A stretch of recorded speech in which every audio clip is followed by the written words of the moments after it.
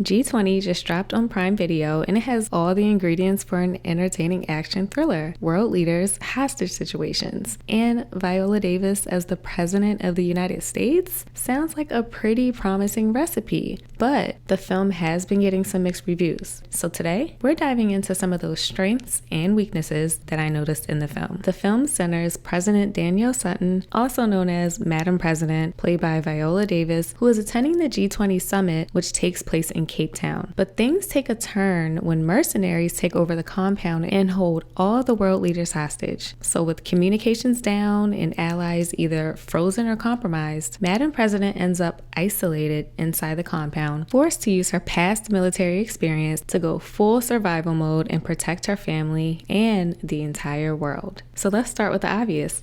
Viola Davis. That's it. That's the tweet. I love Viola Davis. She absolutely anchors this film. She balances authority and vulnerability really well, and she always does this in lead roles. She really has such a strong command and knows how to fill the space in anything she's in. And her character arc is one of the film's strongest elements. As Madam President is trying to navigate and make it to safety, along the way, she's still trying to help others and actually refuses to move on without helping. I love that she wasn't just looking out for herself. She's dealing with the continuous pressure to look like the perfect family. She's constantly fighting for respect and has the responsibility of the whole world on her shoulders. The supporting cast generally deliver pretty solid performances, like Anthony Starr from The Boys, who plays the antagonist Rutledge. He always plays the villain role really well. Solid performance from him. I also love the friendship with her and Special Agent Manny Ruiz. They did a great job depicting how strong their friendship was. You could tell he wasn't just doing his job. He protected her until the very end. It was clear that he loved her and truly cared for her as a person. I thought the pacing was even. The first act built suspense pretty quickly and effectively with the setup of the summit and the eventual hijack.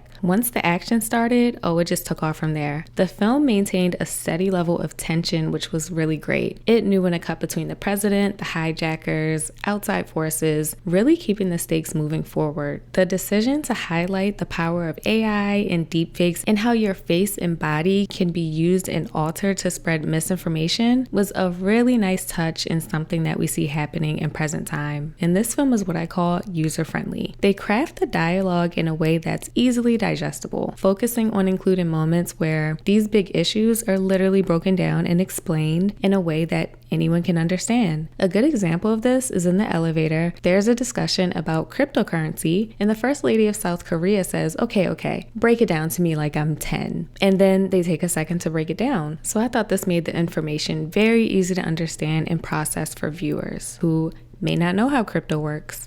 Okay, the core concept, a G20 summit being hijacked by mercenaries. The idea of security being that easily breached at the most powerful gathering, that puts a huge strain on credibility. Some of the plot points felt rushed or underexplained, like how the mercenaries managed to coordinate so precisely, or even the tech-savvy daughter, Serena, just popping up and knowing how to do so much. I feel like her character was underdeveloped. When her character was introduced, they should have shown more of an essence of her being techie besides just showing all her tech gadgets. Instead of the big shocking moment in the opening scene where she's caught and recorded showing that she snuck out and was drinking at a bar, which is pretty basic, maybe show her out doing something with friends using tech in some way and trying to navigate that. Then it would have made more sense when she was such a big help later on. And they also do this thing a lot in shows where there's two kids, but they focus so much on one and the other one is just there as a placeholder, and they aren't memorable and their character is not developed. And the same was done in the series Paradise. You know, I always have to talk about Paradise. I love that series, but one of the flaws in that show was the same thing with Xavier's daughter Presley and son James. Presley ended up being the focal point, and then the son was completely forgotten about. I think there were a lot of missed opportunities for world building. With a global summit setting, there's an opportunity to explore international tension, alliances, etc. But the film mostly focuses on essentially a simplified rescue mission. So many characters were introduced but not developed enough for us to care about them, and that's a a big thing for me when I'm watching something. Overall, I thought this was a good watch. While a lot of things felt unrealistic and disconnected in this movie, I enjoyed seeing the powerhouse that Viola Davis is, and I think she did an amazing job carrying the film. Not a movie I would watch over and over again, but it was filled with a lot of action. Great concept, strong lead, missed the mark on execution. I'm gonna give G20